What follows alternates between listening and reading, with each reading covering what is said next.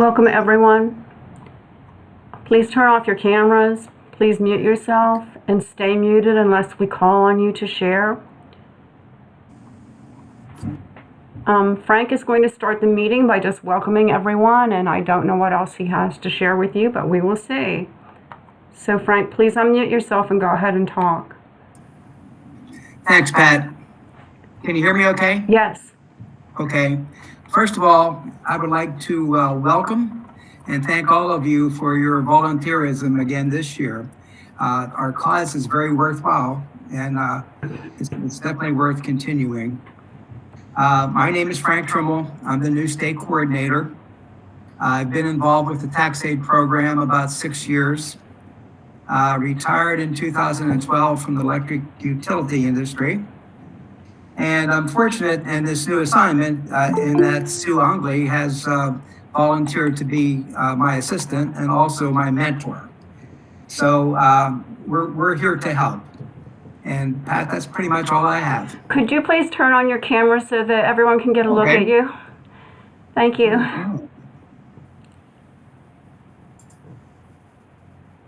There I am. Okay, and in the future when you're making a presentation, if you want to put your have something to say, it's okay if you put your camera on then. Okay. Okay. Other housekeeping tasks that I would just want to let everyone be aware of is we will keep our cameras off, and unless we specifically need one or two on because we want to see your faces. If you have other devices in your room, you might take them out because they can cause interference. I know I get a lot of feedback sometimes if I try to be myself in two different ways in the same room at the same time. So it's just always good not to have other devices in your room with you. Please do not unmute yourself to speak unless we give you recognition, because there's almost 40 of us in here, and that could be kind of disastrous if 40 people just try to talk at once.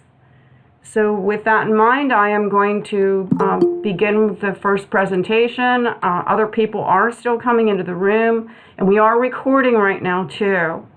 I have a freestanding recording piece of software that I picked up from the internet, and I'll tell you more about it later.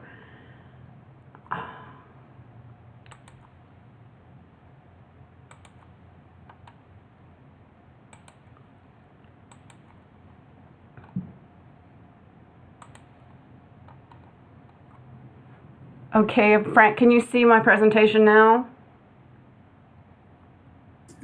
I can. Okay, all right. This is about our resources. Everyone is, well, I say most people are familiar with our resources. We have a handful of new people this year, so I just wanted to make sure that everybody understands what all of our resources are.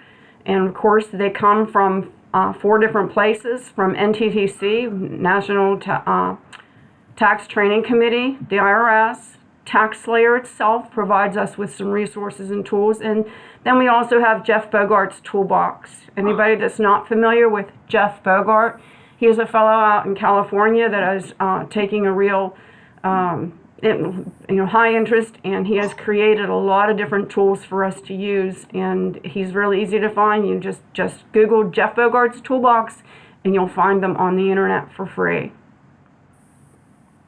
Well, so let's talk a little bit more about the NTTC resources. They are different ones. There's Pub 4491, which is our training guide. Used to be in print. It is no longer in print, but it's a very good reference tool for us to use.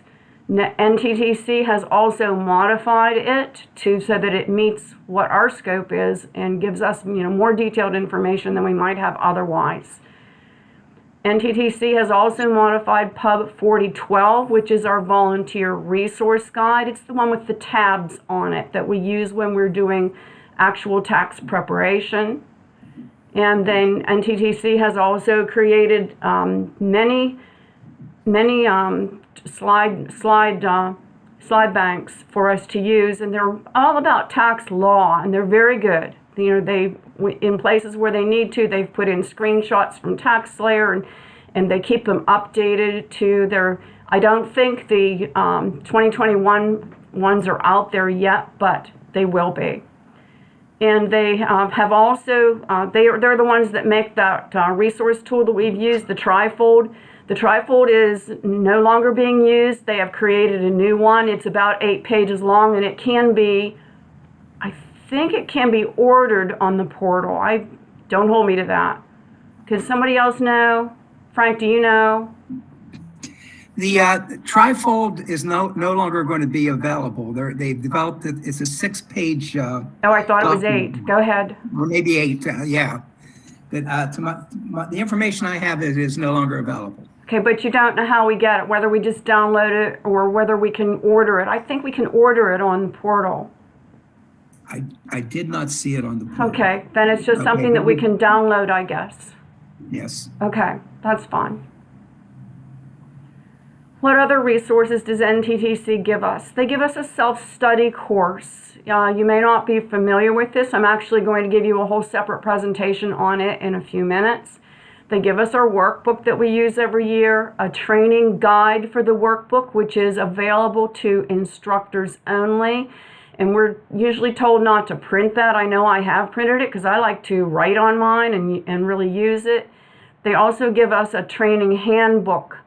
I think they used to call that a training guide. They changed it to handbook. It is for instructors, and even there's a section in there for someone who's in my role as training specialist. That it's a very good tool for being able to set up a training workshop, and whether it's for whether I'm training like you today or whether you're going to be training the masses, below you yet. They also have other miscellaneous tools and pubs out there. NTTC does things like our gold standard for quality review.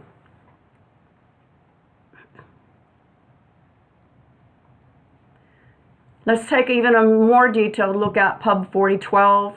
It's expanded. It's definitely for volunteers. It's our primary reference tool that we use when we're at the sites. It is in print still, but by the time it's printed, it's already out of date. So if you want the most up-to-date version, you should be using an electronic format. It will be available I think it's available inside of, like when you log into TaxSlayer to use TaxSlayer. I think it's going to be on your Chromebook. If it's not, it'll definitely be at the shared drive that I'm creating for you.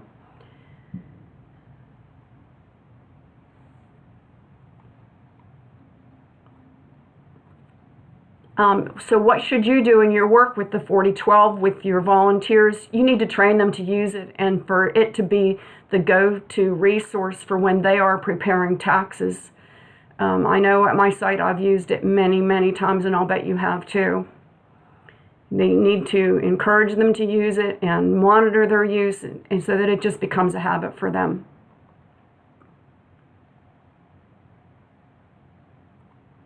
NTTC training slides have 50+ presentations. As I said previously, they're probably not up to date yet, but they will be.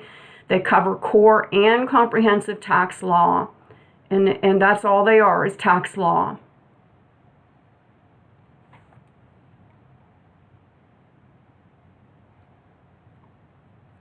They do have fewer screenshots in them this year than they have previously, and that's okay. They have better determined what is core information as opposed to comprehensive information in there. Core is what everybody needs to know. Comprehensive is like if you want to be a specialist in a particular area of tax law, then you want to get some comprehensive study on that. They have will be updating these to reflect all the new tax law changes and new forms whenever they've changed too. Here's about the core material, the comprehensive material. I got ahead of myself.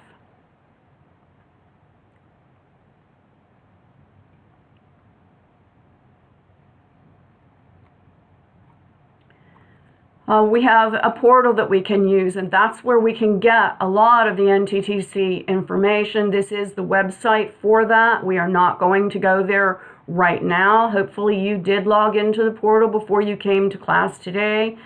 And if you didn't, that's okay too. We are going to be taking a closer look at the portal next week when we get together.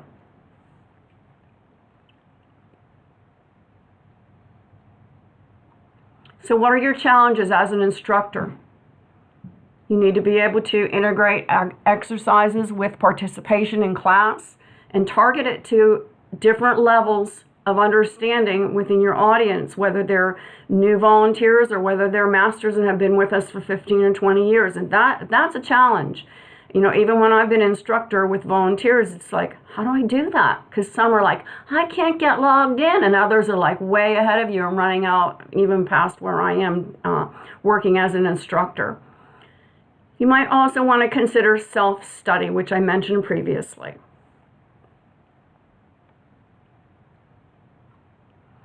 One of your other challenges is teaching to awareness, making sure that all tax preparers know what they do not know. In other words, when they've reached the limit of their expertise. I know in my own work as a school counselor previously, it's like I always had to know when I was at the edge of my expertise and when to pass a student on to another person that had more knowledge than I did about counseling.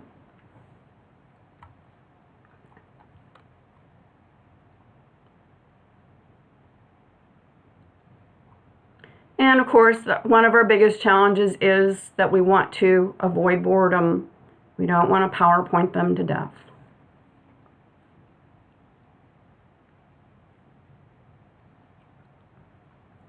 What do the IRS resources look like? Well, they have Pub 4491. They were actually the ones that made it, and Pub 4012. NTTC has just modified these. We use the NTTC versions whenever possible because they're the ones that are going to be recognizing our needs. We can also go to Link and Learn, which is an IRS resource. There's lots of good information out there, and that the Interactive Tax Assistant too, which is at irs.gov.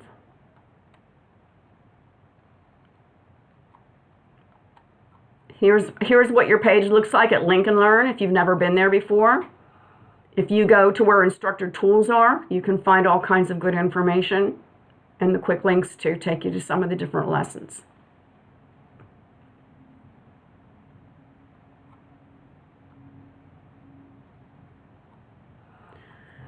What resources does TaxSlayer give us? If you ever go to the Practice Lab homepage, the one that we all skip through and never even look at, there's quite a few good pieces of information there. In section 7, in section 7, there are practice returns there. One year, I felt like I needed more practice, and so I went there, and I was like, they were really good because there wasn't any fluff in there. All the information was straightforward. There was no interview, and that's not a good thing. But for somebody, for me, I just wanted to practice being in the lab and using the lab, and so I didn't need interview information, and so that's why I liked those scenarios, because there's no interview there. There's a time and a place to practice interviewing, but that was not what I needed that day. So if you think that somebody just needs lab practice, direct them to the Practice Lab page.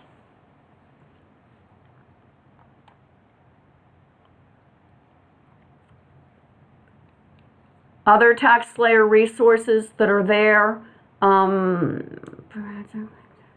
they have materials out there where you are directed to TaxSlayer training material, and actually you get directed right to IRS materials. I think they're down the left-hand side of the Practice Lab.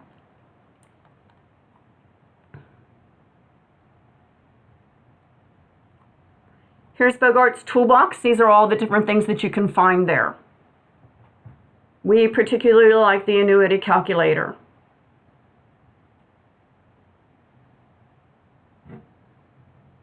I have also used the education calculator that's out there, and it's very good also.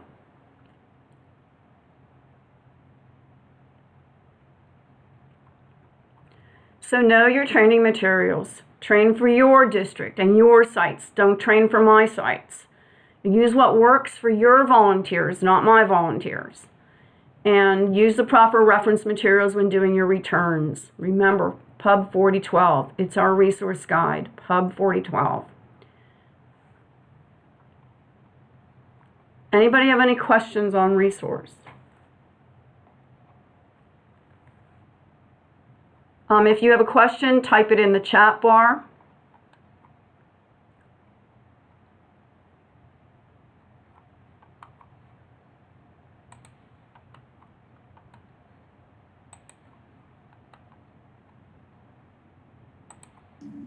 Pat, can you see the questions as they come up? No, that's why I need you, Frank. Okay, that's what I'm back now. I can probably see them now because I came back into the room. But are there questions there, Frank? Go ahead and ask me. Give me a minute to check here. Oh, okay. Hal Richardson asked, there it is. Just lost it. Excuse me. Patricia G asked, are you going to send us these slides? You mean like the NTTC slides? Yeah, I will put these out at on the shared drive. We have a shared drive. I actually already started creating it this morning. I'm the only one in the group so far because I wanted to wait until I got everybody's email addresses that needs to be there before I send them out there because I hate putting in stragglers, sorry. So I will not probably put everybody in there for maybe till next week. If you want the information before then, let me know and I'll work on it.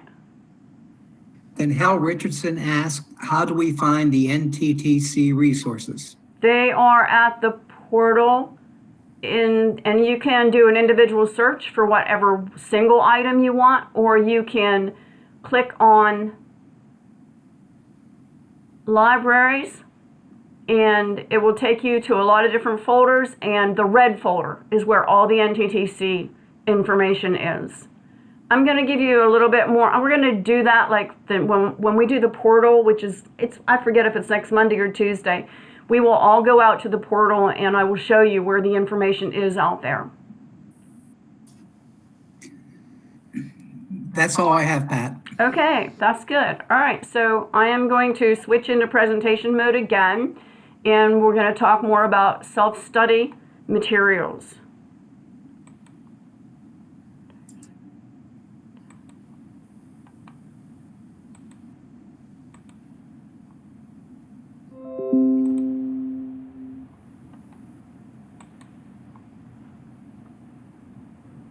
Tell me when you can see the presentation, Frank. I got it. Thank you. Okay, self-study, small group training. Almost one and the same in some ways, in other ways they are very different. There are two views of self-study. One is the program itself, and one is self-study as a process.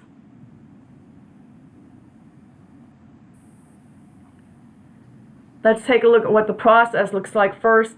Each person would decide when they want to learn. It's based on their own motivation.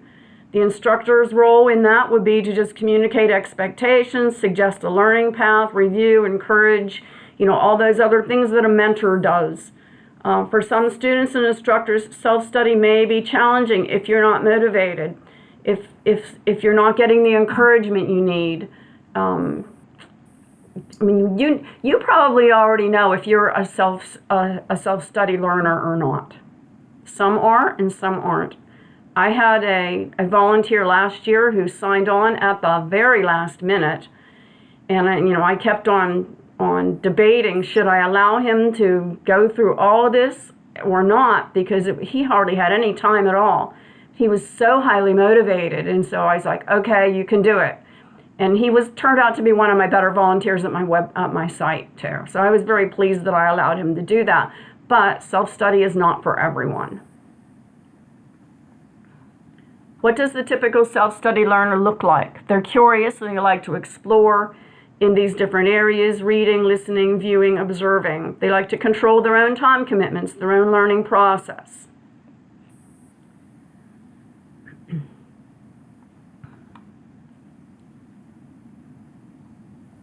Okay, so now let's take a look back. Self-study this is not new this year. This has been around for at least the 2 prior years, because I know at one point I actually downloaded it and was using it myself. And in tax year 2020, it had 2,289 portal downloads. And the comprehensive self-study lessons had 763 downloads. It does follow the minimal essential knowledge, which means it's probably basically core material and not necessarily comprehensive material. But it does meet the NTTC's training standards It is developed by NTTC, and it's out at the portal, the self-study training information. So you can see it has been widely used in the past, even though you've maybe never heard of it before. Where can you find it? It's in the Training and Tax Law folder. It's in the Training Resources folder. You can download a PDF or even print a paper version. I think I would probably recommend downloading the PDF because when I looked at it a couple years ago, and I don't think it's changed that much, there were active links in it. Well, if you have a paper version, you have to figure out where those active links lead to. But if you have a PDF, you can just click on the link and go there. The 2021 version will be, it says late November, but I know it's probably going to be early December. It's going to be after Practice Lab comes up, the new Practice Lab, and after the Lincoln Learn is released too. The 2021 Practice Lab should be available around November 15th. I don't know when Lincoln Learn release is going to be. The 2021 test is not up yet on Lincoln Learn. One of you will probably know when it is before I do, and if you do, please email me and let me know so that I can email everybody else and let them know. So if you're really gung-ho and you want to start on the self-study information even now, you can use the 2020 information and the 2020 Practice Lab that's still there.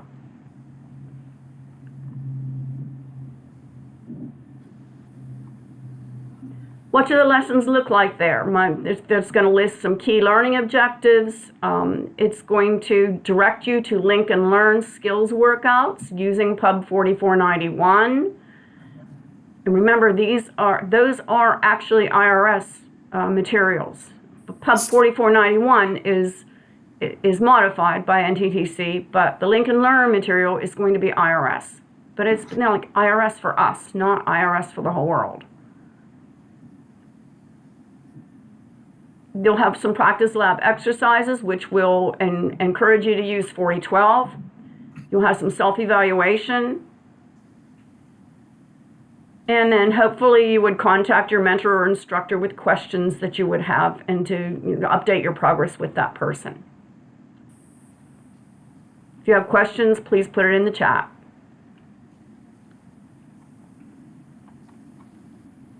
$44.91 is an important resource for self-study. I know when I was first came on, like 10, 11, 12 years ago now, I just sat down and started reading the $44.91. It was an excellent resource. If you've never used it much, if there are particular areas of the law that you want to bone up on, you can just read a chapter or two. It has examples, hints and tips, exercises with the answers, and it includes our scope as well.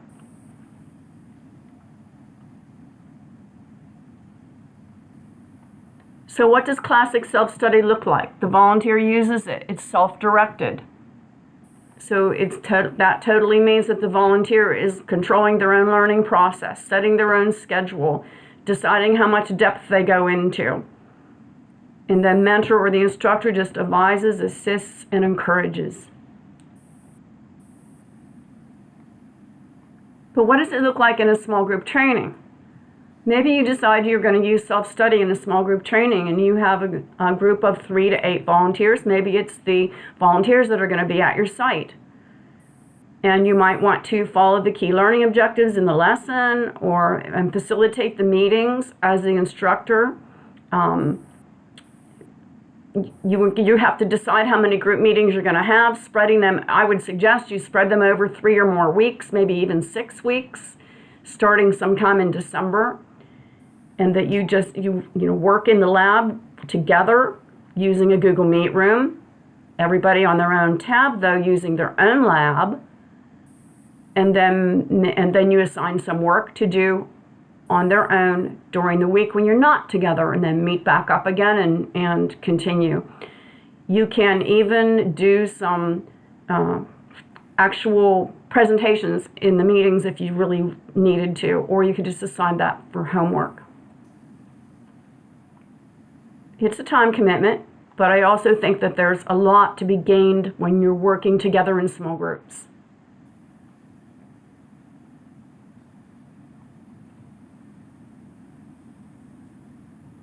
Small group training can also include some of those workbook quizzes. They're very good. But you should limit your meeting times to 2 hours with a 10-minute break in between. Find some time to just be normal people in socializing.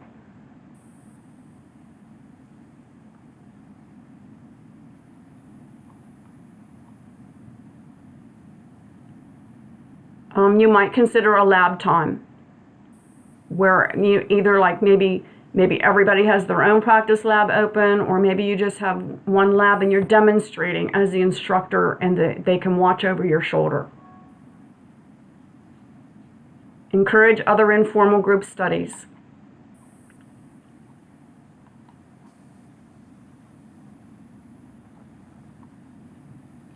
You can trust the NTTC self-study program. It's very good. If you have a new volunteer that you think would like that, lead them to where the self-study information is.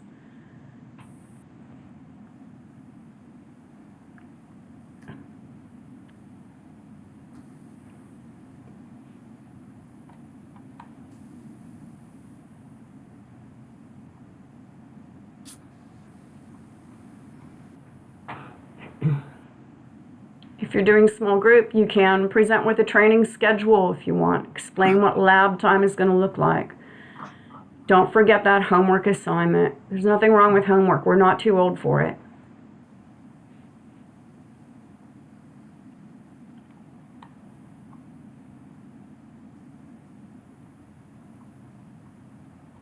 Okay, what would a typical group meeting look like? You're going to welcome them. You're going to ask them if there's any questions on their homework. Find those teachable moments. If someone comes in with a particular question, maybe it will lead into a piece that you could find on tax law that you would want to share with everybody. Go over some examples, some exercises, maybe in Pub 4491, and then assign more homework for the next time you get together. Now, where are you going to get together?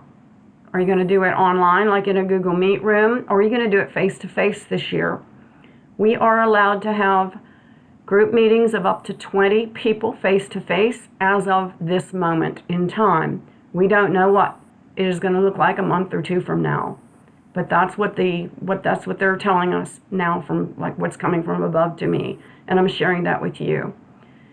If you decide that you are going to do large group presentation and you have some counselors that don't want to come to, because it's a group, when I say large group, I mean up to 20, but you have some people that don't want to come and do in person, then you have to be able to provide them a way to attend, quote unquote, the meeting where they can be a valid participant and see some of the other people that are in the meeting. And some of that was kind of like, I didn't understand all that. Frank, can you elaborate on that at all?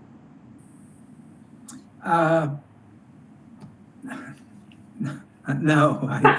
Okay. I will try to get more information on that. Yeah. I know that we weren't allowed to say, well, this is for the meeting, this is the meeting that people will want to come to, and that's the meeting that people are just going to do from home. We're not allowed to do it that way. If we have a full group meeting, we're supposed to have everybody be able to attend, quote unquote. Yeah, that's the way I understand it. You have to have the virtual aspect to every meeting that you're having, and it has to be the same quality as the in-person meeting. Right. Which I would find that hard to do, I think, myself, but This is Sue. It has to be the same quality, but it can be at a different time. oh, Quite certainly said that it can be at a different time, don't you think, Frank? That was said? I do. That's correct, yes. okay. But so it does not have to be at the same time, because you saw some of those things and how complicated that can be. Uh-huh. Yes, but it just has to be the same quality. It can't be an afterthought, but it can be at a different time with the same information. And again, as you said, as information that's available right now. Okay, thank you. Yeah, when you unmuted, a lot of feedback came through my computer, Sue. Don't know why. Okay, questions on self-study, please put them on the chat bar and Frank will share them with me. Okay, I have from Ray Groy, a question probably more for Frank. How did National decide when we can meet face-to-face to train, but can't do face-to-face return preparation? Does it make sense? One of the things that they have for all volunteers is a requirement for vaccinations, and I sort of agree it doesn't make sense, but that's what they set up, and the I guess the theory being in face-to-face meetings with the requirement that everyone be vaccinated provides adequate protection for the volunteers. And a question from PJ Moni, is anyone else getting this horrible static feedback? It's gone, okay. That was Sue. And that's all I have. Okay. All right, give me like a minute or two. We're gonna do breakout rooms now. And, sorry. This is my first time to ever do breakout rooms, so please bear with me. Okay, Kathleen just brought in another question, Frank. Will you please address it while I'm doing the breakout room thing? When you say vaccinated, do you mean booster shots as well? That's a good question. I really don't think that means the booster shots. Personally, I know a lot of people that are vaccinated that are waiting a while on their booster shots. So I think from everything I've read, the original vaccination provides adequate protection. Although I did get a booster shot, but that was my personal preference. But a very good question. I may run that up the chain. Sue, you have any comment on that? Well, I'll see if I get an awful noise again. And I even made sure my laundry was done before we started. I would say run it up the chain, Frank, because I haven't seen that addressed in anything that I've been copied on. It just said vaccinated. And you might want to add, it says vaccinated, but you don't have to show proof. Right. Okay. All right, so.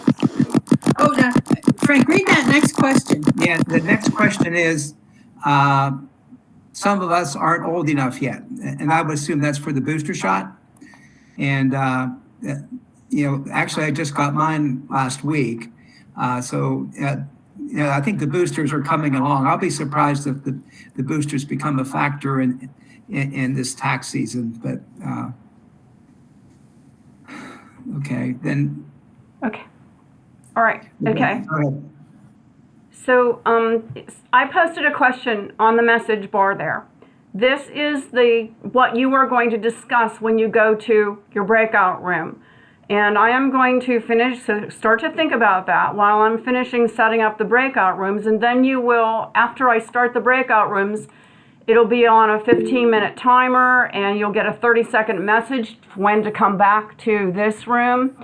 And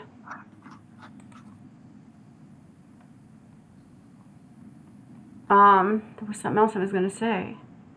Oh, and then while you're in your breakout room, you want to pick a person that is going to be willing to summarize what you talked about in your breakout room, and then be willing to share that when they come back into the main room afterwards. If you have any questions about breakout rooms, put it in the chat bar now.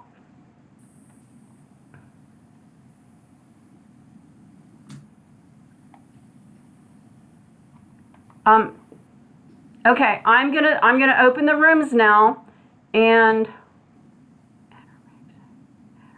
breakout rooms after a set amount of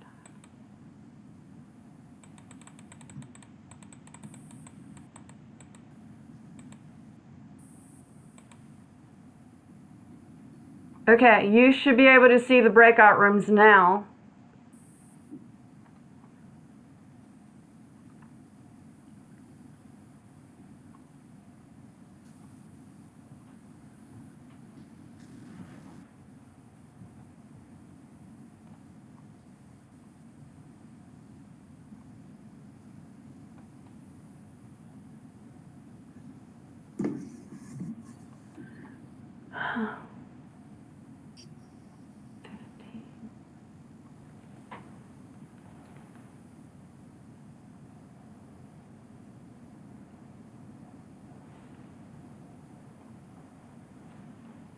Well, I guess everybody went to a breakout room because there was only 4 people left in here.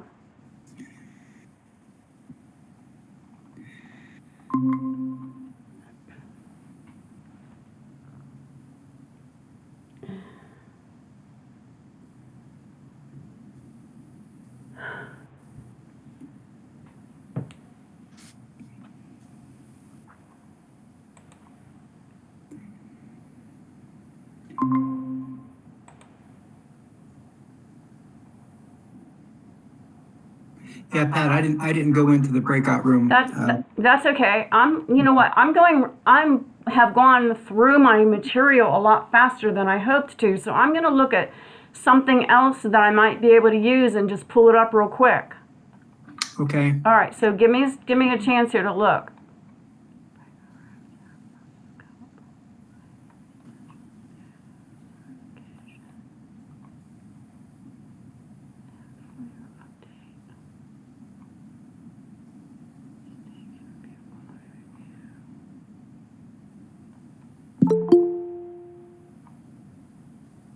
Okay.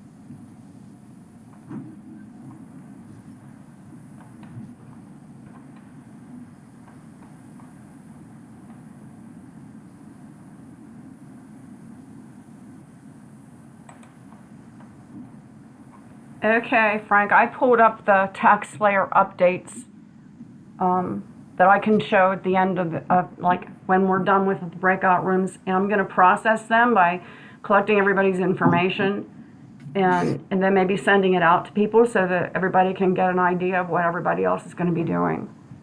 Okay.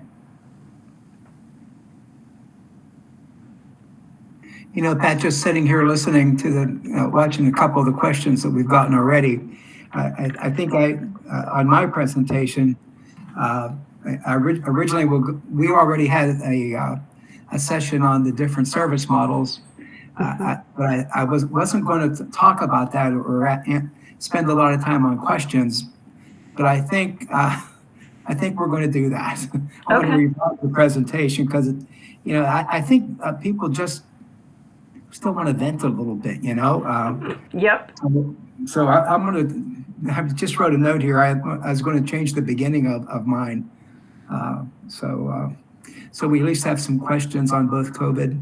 That seems to be the big topic. You've been involved in these meetings, COVID and the models, more than anything else. Right. No, you're right. Yeah. I mean, everybody just wants to get back to normal, and it's like, I don't think we're ever going to have normal again. I doubt it. And I don't think we're ever going to have overnight stays at a hotel again for training. I think we're always just going to do the online thing. You read my email the other day, did you not? About yes. Where I said that I think that we're going to start to see more training from the top down, and yes, I saw that. Yeah.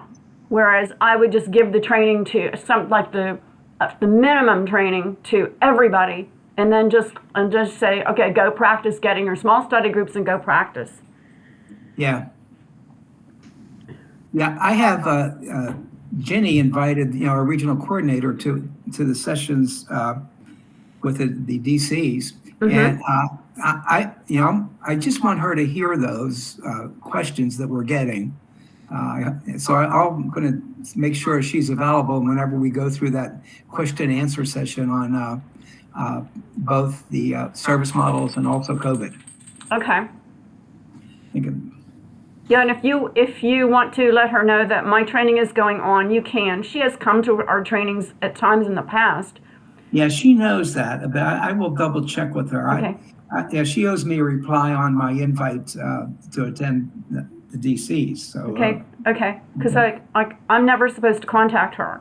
Oh, okay. We're not allowed to. Only the state coordinators are. Okay. Yeah.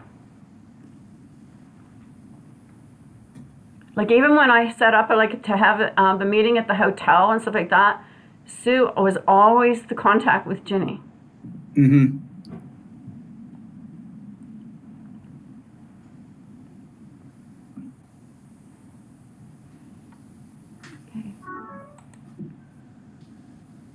I almost panicked this afternoon. I was sitting here at 12:30, and at 12:40 my internet went out, and I'm like, oh no, which it almost never does, but I was fortunately able to get it back up and running in about 5 minutes. It seems like that happens. I was working on a PowerPoint, and I was moving slides around it, and I actually had, and this computer has never acted up. It's brand new. It's my personal computer. Okay. And it locked up, and I lost probably an hour's worth of work because it just wouldn't do anything. I had to completely shut it off and reboot it. Wow. And I know what happened. I had way too many PowerPoints opened up.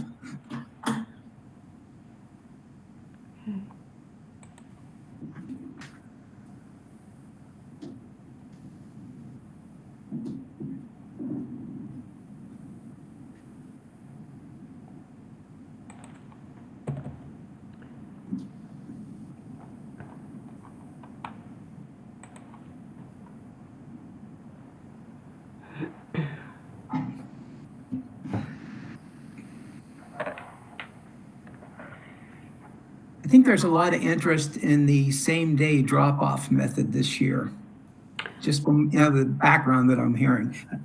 I think we're going to go to that in Indiana, but maybe we can get more done. We're definitely doing that.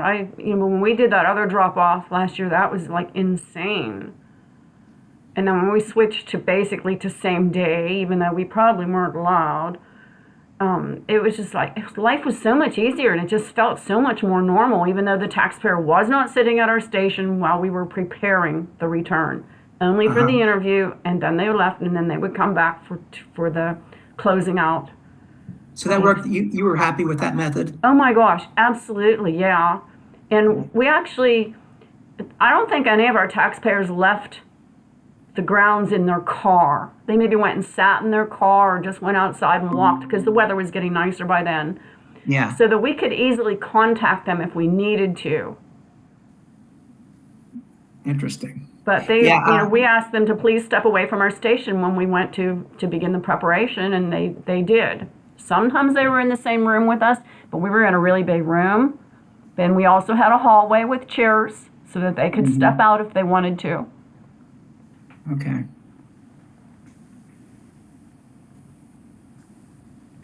Yeah, we did the scan, and we spent more time administratively handling that than it was really worth. It took a lot of effort by Derek Mergen did some great work. Tom Ott was just it was very, very cumbersome. Now I don't know. This year they're talking. You have the ability to scan directly into TaxSlayer, but you still have that scan process to do. So. We made a few exceptions for people who couldn't get back next week, but I like the same day model there because, at least they're in town. If they had to travel, they can go get lunch or something and come back. We have one new site this year at the library, Who is that? and they will be able to go up and read a book for an hour if they Well, want. that's nice. Yeah, that's pretty cool. Yeah, they come back next week. They last year. They're like, you're exposing yourself to people twice and that they've been exposed to in the last week. But it really makes sense to have them just come in once. Agreed. Yeah, I didn't know that was an option. I thought we were told that we weren't allowed to have them sit and wait in their car or anything like that. Well, what I saw was strictly they have to leave the building. I mean, Hello, did you need help? Yes, we can't. We don't know what to do. We're all sitting on here. There's no question and there's no nothing. Well, the question was for you to decide what individually, what your go-to tool will be and how you will use that. In other words, your resource. What will be your go-to resource for doing instruction this year, for working with your volunteers, and how will you use that? Okay. Does that make sense? Okay. Okay. You have about 5 more minutes. Thank you.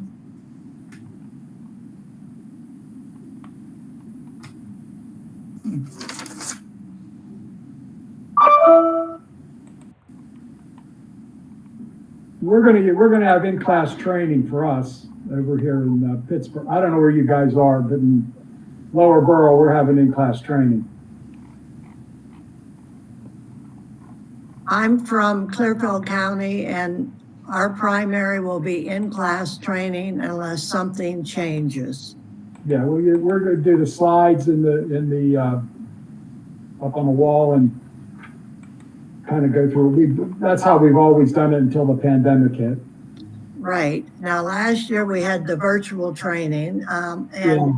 the one question that if someone cannot attend the meeting, that would be the next, I would do that for those that could not come into the meeting. Yeah, you just do a Google Meet, that's all. Yep. So.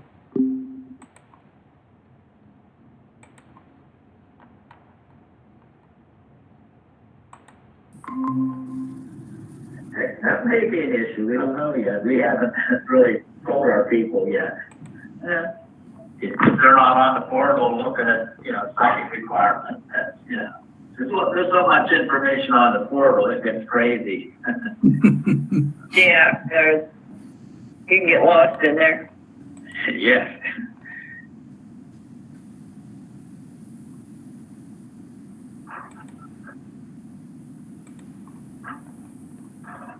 Are we supposed to arrive at a consensus what our go-to tool is going to be? I think it's 5191. 2012. Well, I was thinking it was go-to for preparing. That's the training guide.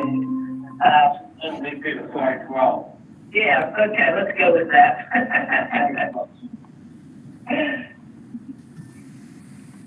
So are they going to tell us when to return to the call? Oh, okay, I see. It says ending in 2 minutes. All right. Oh, yeah, 2 minutes. But, Oh, we have to elect the spokesperson. I nominate you. well, let's talk about TriFold and the qualifying child or relative resource tool, okay? One they're not going to give us. The one we don't see yet. Yeah, that's going to be our go-to. Okay. We can talk about 4012. Yeah, I mean, you have to use all that stuff, so I'm not really sure the point of the discussion. It was unclear to me. Yeah, I didn't get it. I'm going to use my site coordinator. I'll run to her and ask her questions. There you go.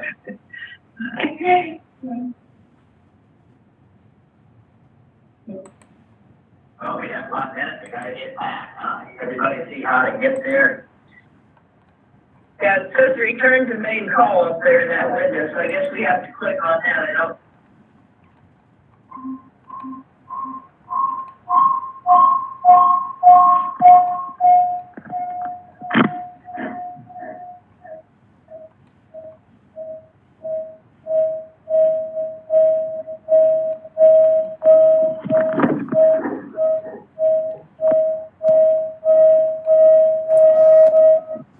Still a lot of feedback, Mr. Rodney.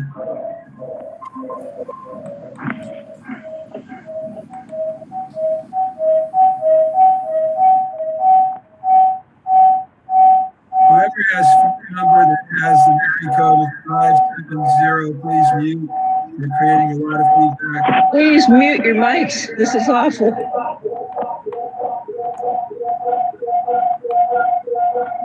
Pat, can you mute people? I Does the don't, host- you know what, I don't know what happened. The room's closed, I think, but I don't know what happened. You had somebody, oh, they left the meeting, even better. I think as everybody joins back in with their microphone active, it was making a beep for everybody that came back. Okay, got it. Okay, so everybody's muted again. All right, let's do, and I think everybody's back too, or most people are back. So let's go to the next part of the agenda, and that is for me to collect the information that you're going to summarize. So I'm going to open up a place for me to summarize stuff.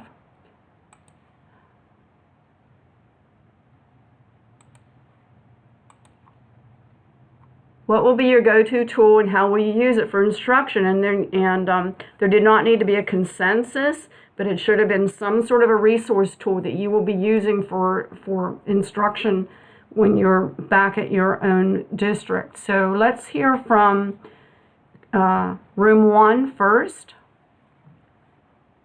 Let me see if All I right, can- this is Irene, and I was asked to summarize and report for group 1. Okay. One of the first thing every member of the group said was the 4012, the NTTC 4012, both the electronic and the paper version. We talked a little bit about, how some folks really refer or prefer the paper version.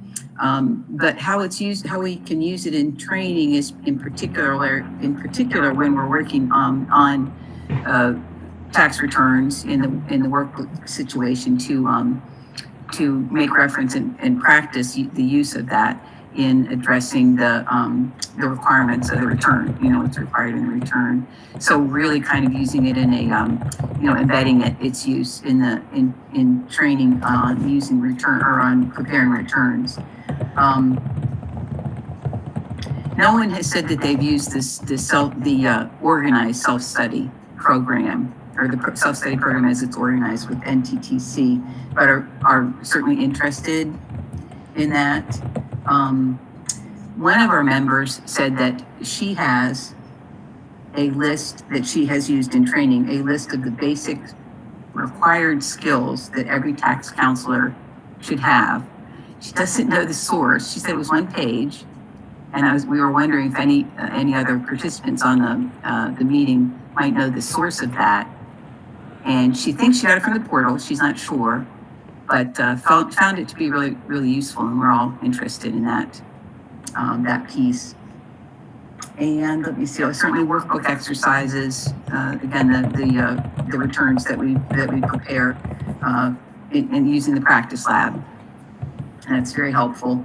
And also there was a discussion or talk about using the workbook quizzes more frequently in training as either like an opening to a class, to open a class, or to relate the questions and the answers to the quizzes to tax topics that are being discussed at the moment. Oh, is that it? That's it. You did great. You did great. Did I hear you saying that you do have a lot of interest in self-study?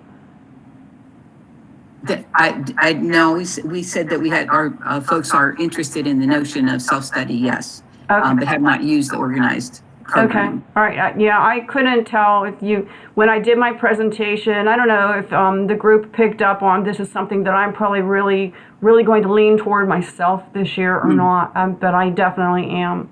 But in small groups. Because I don't think there's a lot of people out there that are real highly motivated to just do it on their own. And that's okay. All right, yeah. But just one more point. We did talk, the notion of the 4491 came up also, the NTTC 4491. Really did not have any real good ideas about using it within training, seeing it more as a textbook kind of. It is. It definitely is. But certainly an important one. Okay. All right. Thank you. Okay, group 2. Sue appointed me as speaker for group 2. Lucky you. Thank you, Sue. Yeah, I agree. We differentiated between two types of learners, newbies and experienced. For newbies, first of all, the practice lab is the nub of all learning experiences. Everything should be done via doing an actual tax return.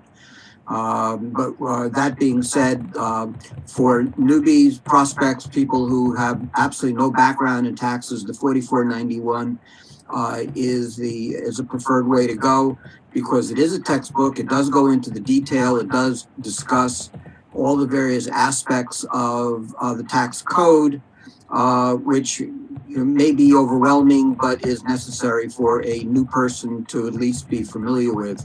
For experienced people, the 4012 is more than sufficient for their needs.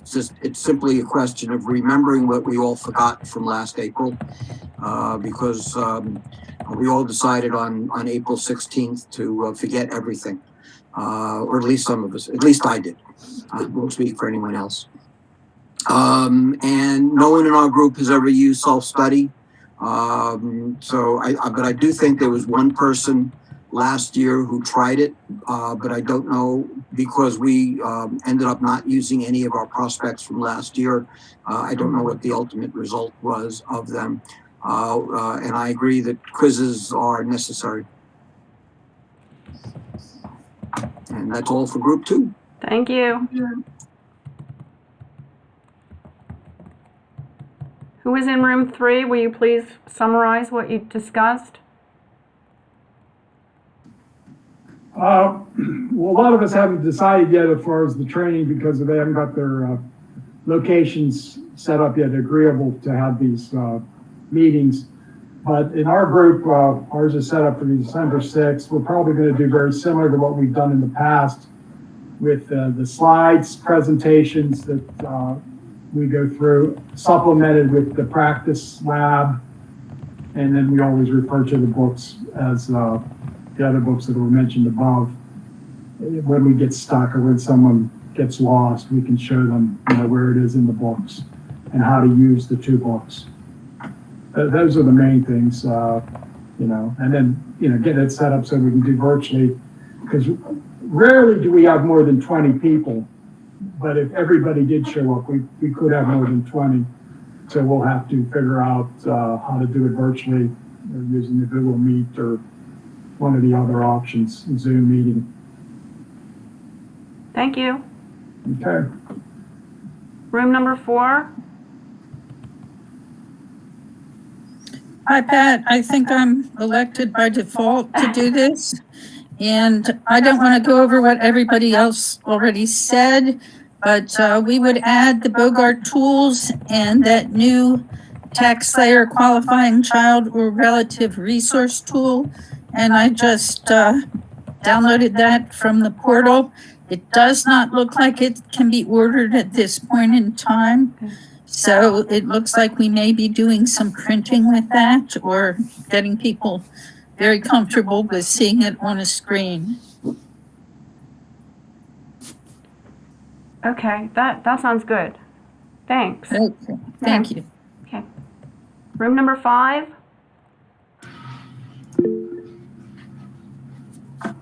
Hi, Pat. In our group, a lot of conversation about the things that were mentioned earlier.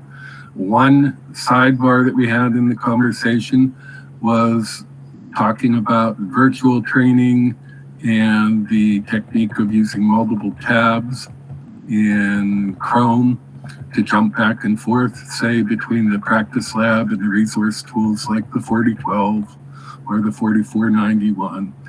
A lot of conversation about whether the trainings would be held in person or virtually. Aside from that, just more confirmation of the things that are listed up above.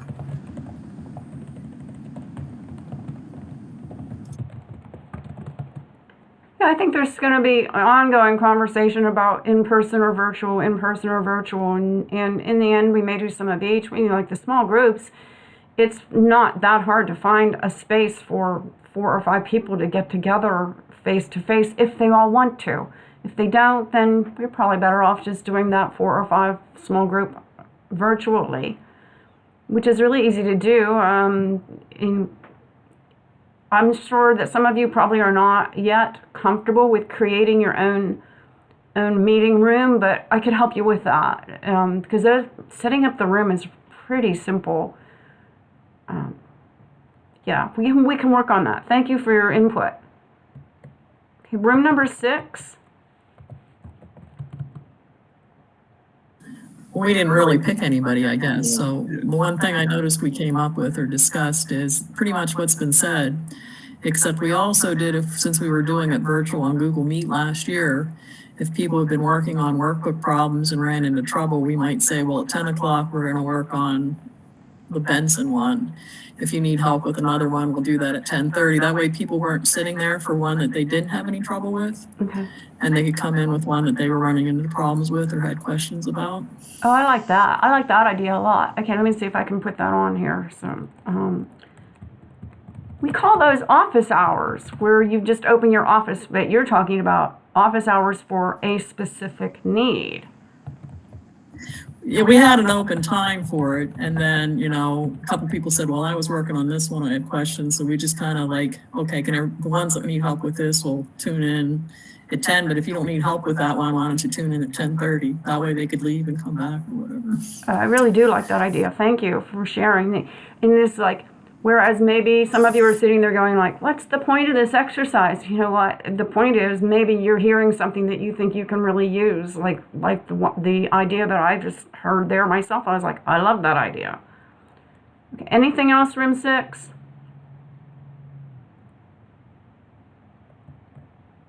Seven. Hello, Pat. This is David from District 10. Looks like we may be the last room. No, I think there were 8 rooms. Go ahead. Oh, great. But like others, the 4012 is really our go-to, and look forward to making sure we have the paper one for especially all of our new people. Yeah, but just remember, the paper one's already out of date by the time you get it.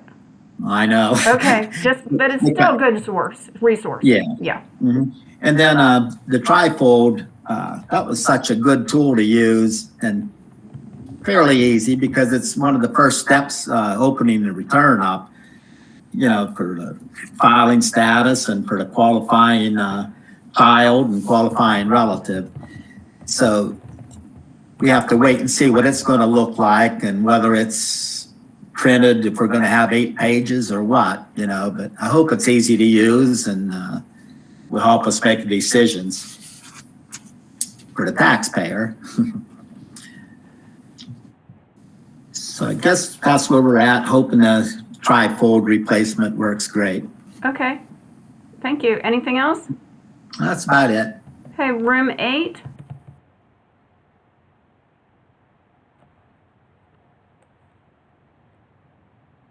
Maybe I lied. Maybe there wasn't room 8. I thought there were 8 rooms. Okay. All right. I am coming back into the room now. Let's see. What time is it? It's 2:04. Let's take a 10-minute break. So we'll come back at 2:15 and we'll have, I know there was nothing more on your agenda than what we just did, but since I went through things so quickly, I'm going to pull up one of the exercises that I was going to present to you for next Monday, I think, and we'll do that too. And that's like what we're going to see that's new in TaxSlayer this year. So go ahead and take your 10-minute break. See you back at 2:15.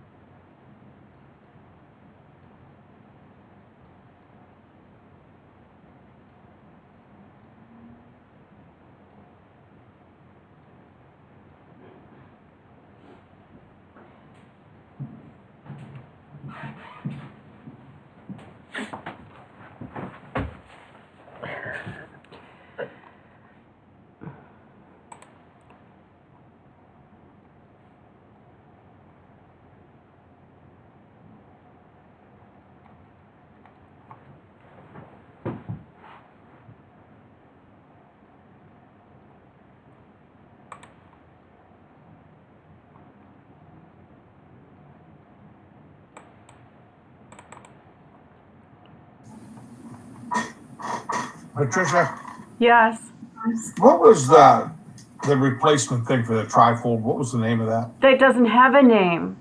That was like, what it's like. They just keep calling it a resource, a child and relative, whatever that terminology is. I found it yesterday. What I did is I went into the portal, I clicked on libraries, and then I just typed in trifold, and it brought up the new version. Right, but yeah. And did you note how many pages long it was? 8 pages. 8 pages. That's what I thought. Okay, which I think is like, oh my gosh, you have something, because the trifold really was 6 pages because it's front and back. So they just extended it 2 more pages.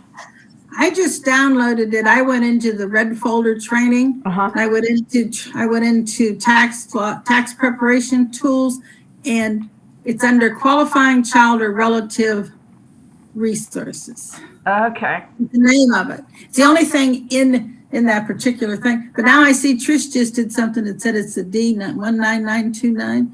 I don't know that yes. In fact, it does have a date on it of 9/21, but I didn't think I saw it in the order form. Let me go back in and look in the order form.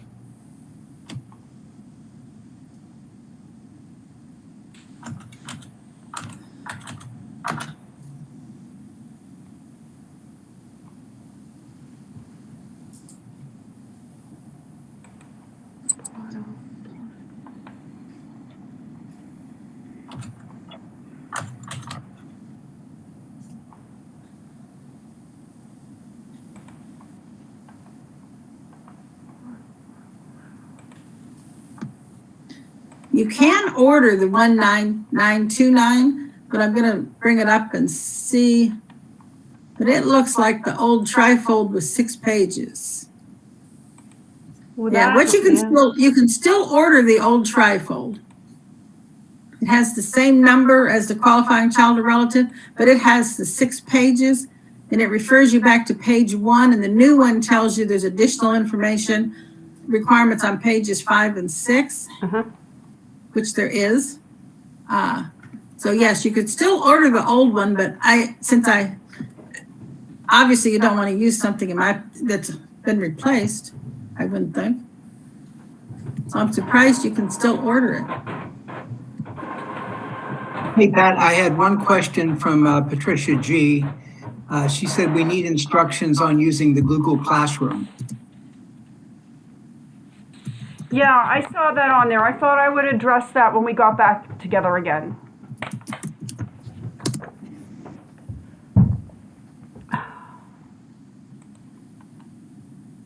Do you have a webinar coming up soon? Yes, on the 16th, I think, or 17th. It's on the 17th. Because I am kind of curious why you can still order the trifold. Okay. That's 6 pages. If the new one is 8 pages. Right. Doesn't that seem kind of odd? Yeah. Because I think with 8 pages, well, you obviously would print it back to back. So you'd have 4 pages. I think it's going to be harder to follow, but hey, if it's easier to keep it up to date, because, sometimes people, and there's some mistake that was in the blog this morning or in the last few days, that there's one place that there's 2 no's. There's 2 what? There's 2 no's are your only choices. Oh. It was on the blog this morning. I didn't go there. I didn't get any message from them this morning, so I didn't go there either.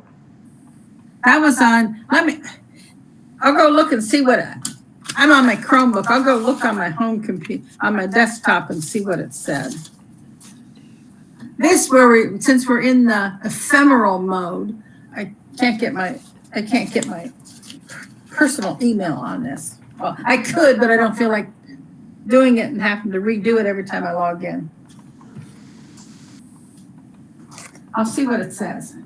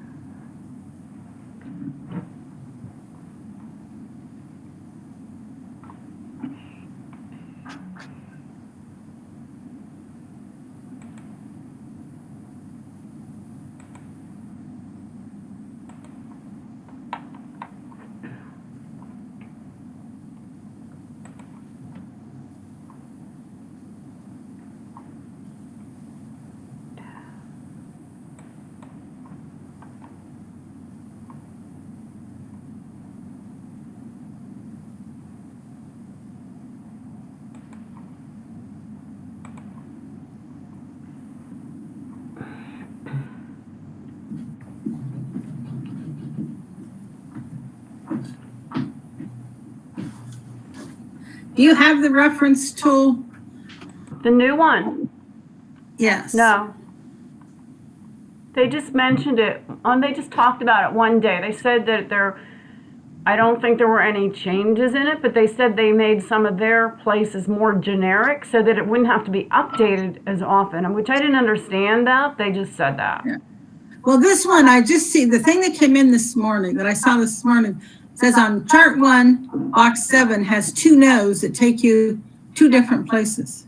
Oh, that's not good.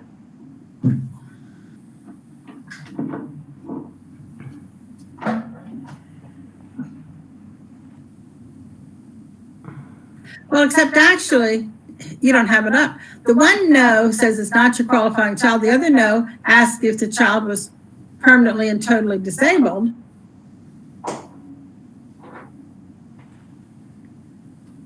Well, that's kind of important.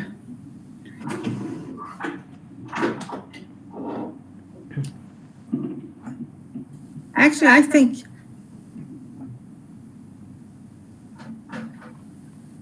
I'm gonna have to look at it. It looks to me like they're right, that it does have 2 no's, but it matters whether or not if they're not, you need to find out if they're totally or permanently disabled. I think maybe it's,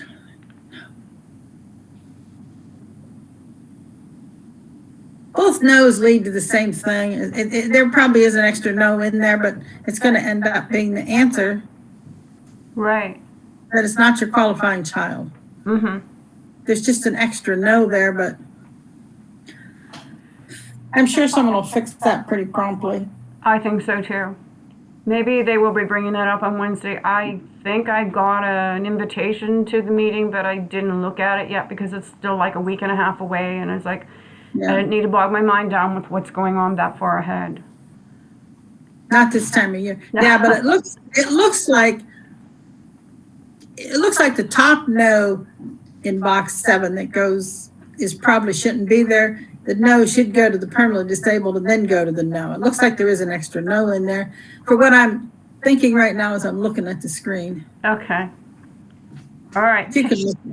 10 minutes are up, so I'm back again. I changed presentations. I'm sorry. I think that it might be better if we go to see what's happening at the portal now. So I have my portal view up already. And if you would like to go to the portal, you can.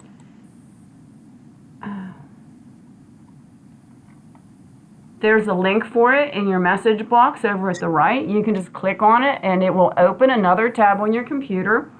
And you can work on your portal view or come back and see what I'm doing on my portal view without missing a beat for what's happening in the room. You will still hear my voice. And it's just as though you are in the room still, even though you're working on your own tab. So this is what your portal would look like if you're already logged in. If you're not logged in, go ahead and log in now on your own portal.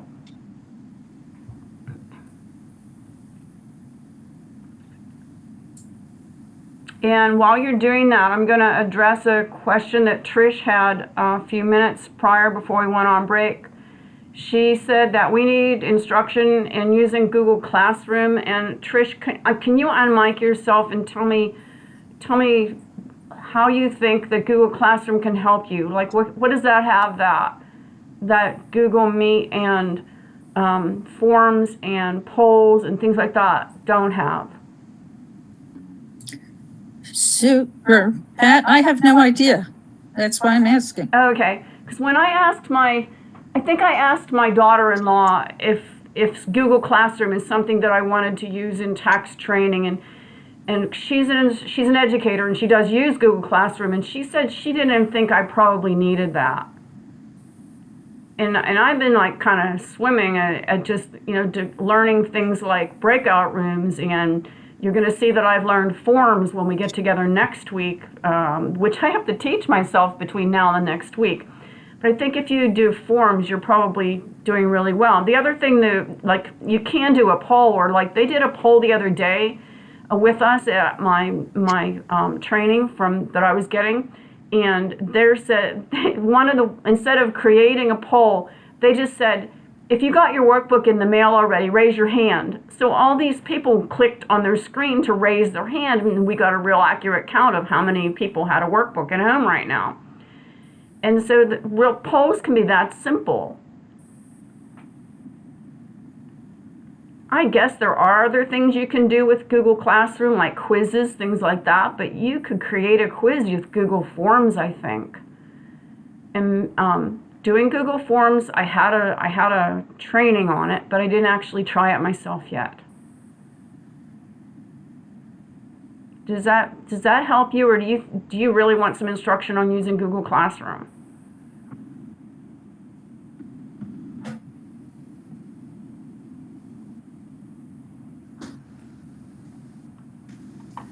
Okay, so we're at the portal now, and two different places that you might want to learn about if you haven't already. One is libraries, and if you go to libraries right now, it's on your red tab there in the middle.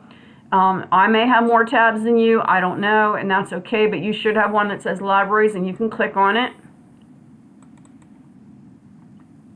And mine's not going there.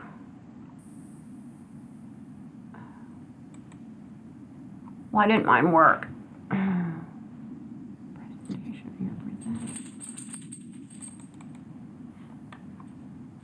Oh, it's not working. Wait a second.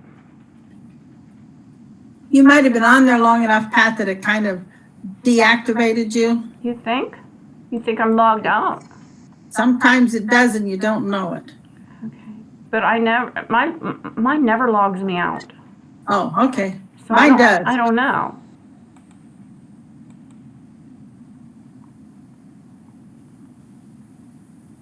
Now, can you see me now? Do you see my portal now? Yes. Okay. All right, so you click on libraries. Hey, Pat, you have some questions from people that can't get into portal? I know, so you can just watch me on my portal.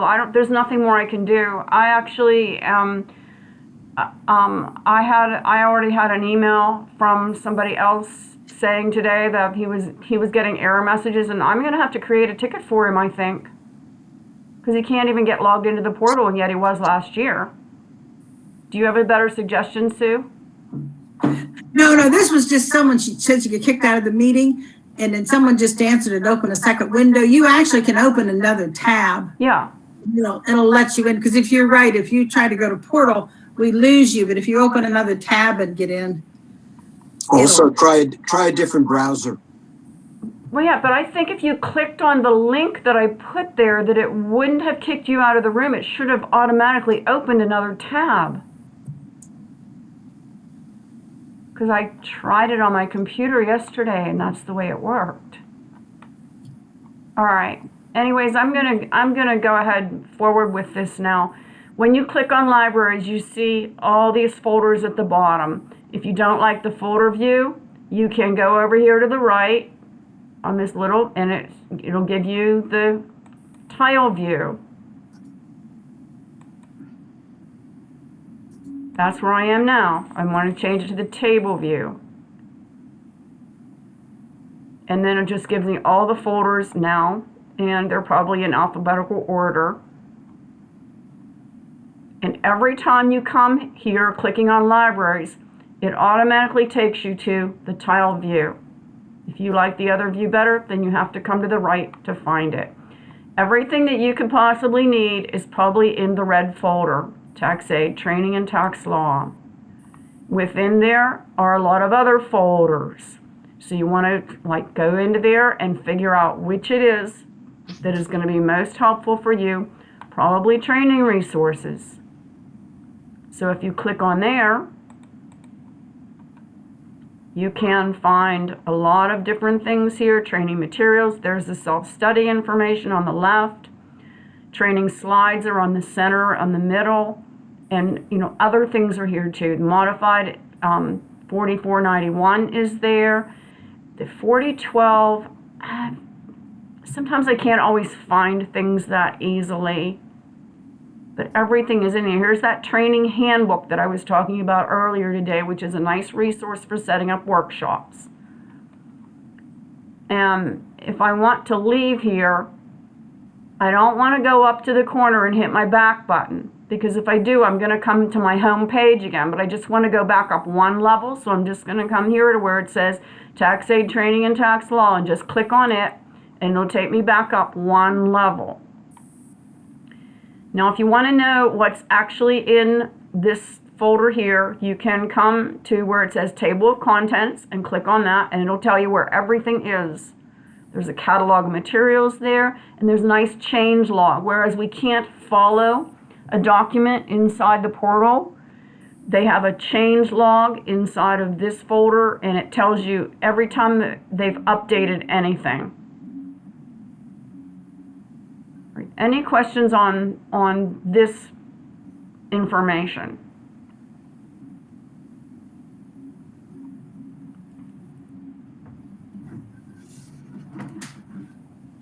Frank, any questions? No, I'm good. No, does anybody else have any questions in the chat? Because I can't see it. Oh, I'm sorry. That's okay.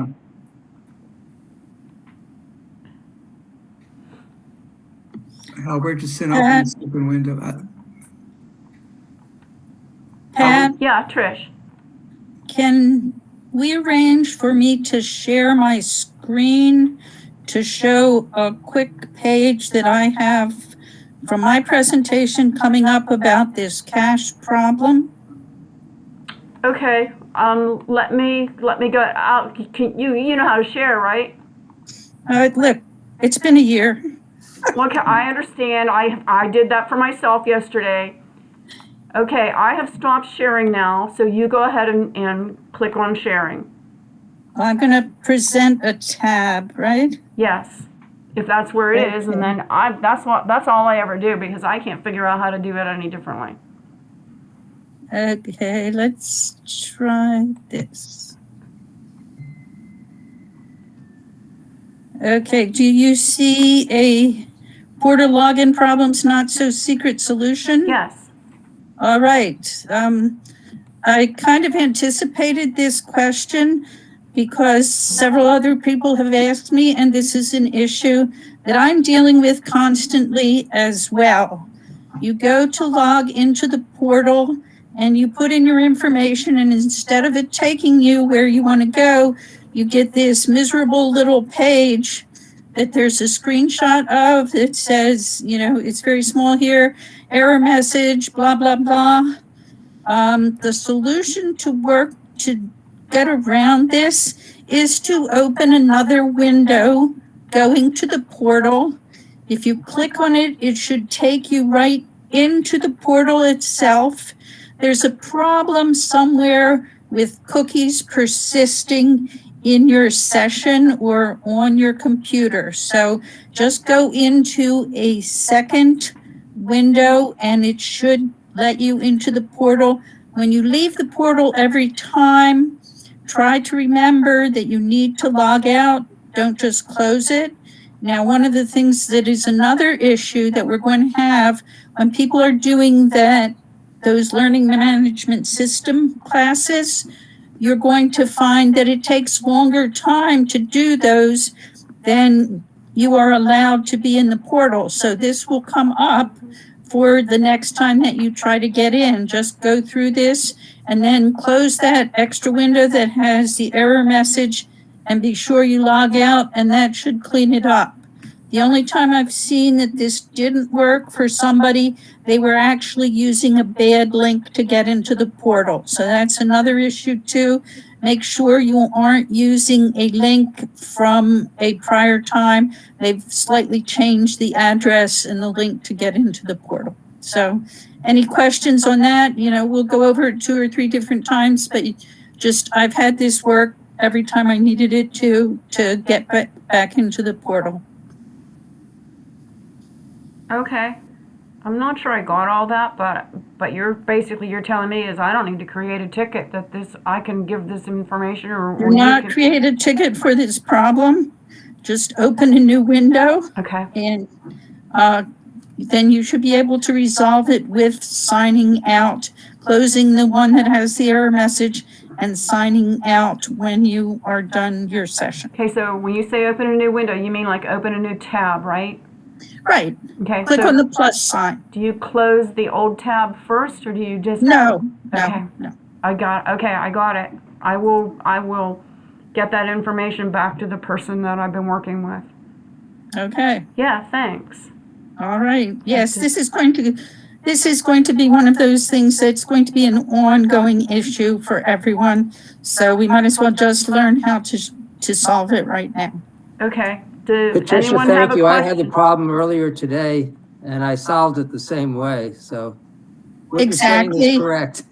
I have not seen this published anywhere, but it's worked for me for, I would say, 50 times. Great. Okay. Anyone have a question on that? Put it in the message box. Thanks, Trish. Sure. Okay, so I want to go back into there again in my presentation mode with my screen.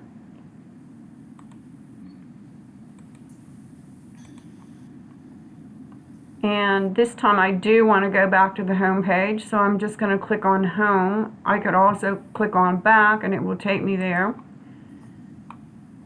But now I want to just remind you where the training is in here, and it's on the training tab. And if you click on training,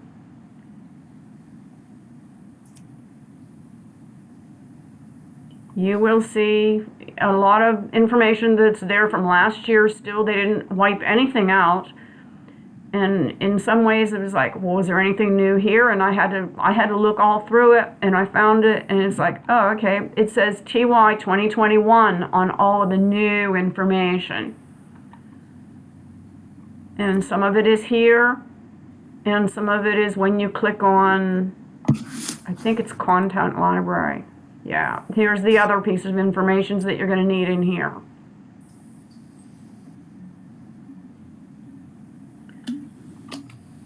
Now, after you've done all of your information, all your quizzes, were there any quizzes? I didn't see any quizzes. It was just information this year. Can someone address that for me?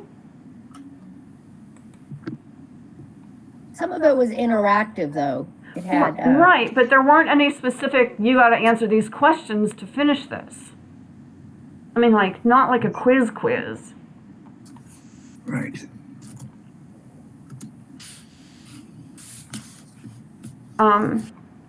Right, so after you finish all your work, if you want to get a report on it, then you can come here and see all the work. Click on achievements and then see everything. You can create a report, you can export it, and then you can save it onto your computer and attach it to an email to send it to who's ever keeping track of your certification. They get everything right on one page when you run the report.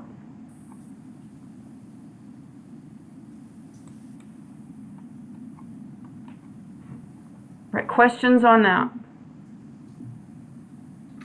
Don't see anything. I didn't run the report. Oh. Did you want me to? No, I'm good. No, I can run it.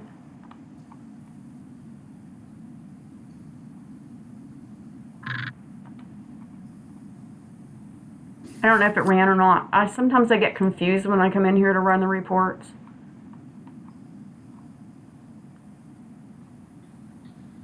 Let's try this one. Oh, there it came.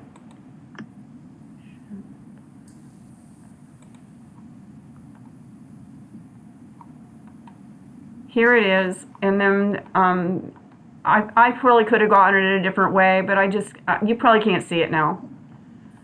All of my columns, if the report is open, and all my columns need to be widened so the information doesn't look like a bunch of garbage, which is what I did when I saved it. There's probably other ways I can run it that it wouldn't create it that way. All right.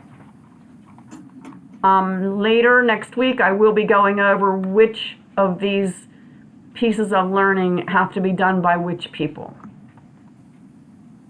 Right. Anyone have any questions on accessing portal, things that you need to do there? I am not going to do a reimbursements piece. There is a learning activity for reimbursements within the LMS place.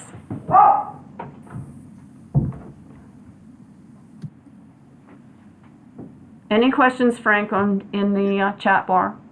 I just see one from Karen. It says the quiz for LTC is in the Lincoln Learn system. Yes, for local coordinators. The information is here, but the quiz is at Lincoln Learn. Right. Okay. All right, I'm coming back to the room now. Maybe.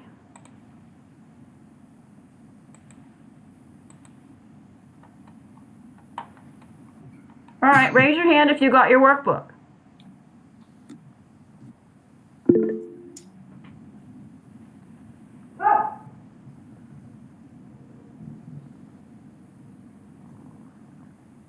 Is that all? And I'm sure a few others did, but you can't figure out how to raise your hand. 7, it says 7 on my screen, 8. And that's probably typical. They did that when I was in my workshop the other day. There was probably, I don't know, 60 people in the workshop. I can't remember, or maybe 80. And there was about the same percentage have already gotten their workbook.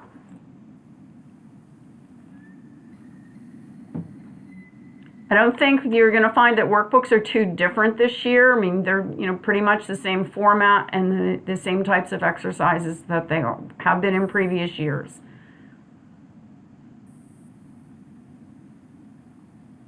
Okay, I see 11 hands now. Okay. All right. Does anybody else have anything for the good of the order here? I'm about out of material for today, and that's okay. When we get together tomorrow at 10. Patrick Price will be with us, and he will be giving an update on the federal tax law, and then Frank will be telling us about this year's scope.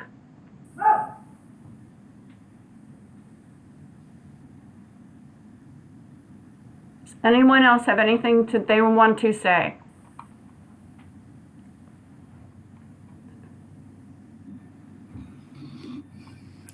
Thank you, Pat. Okay, thank you. See you tomorrow at 10 in the morning. Thanks, Pat.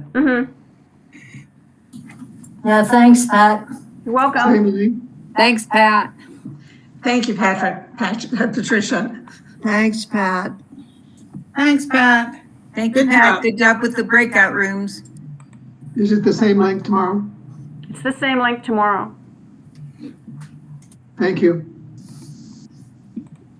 Thanks, Pat.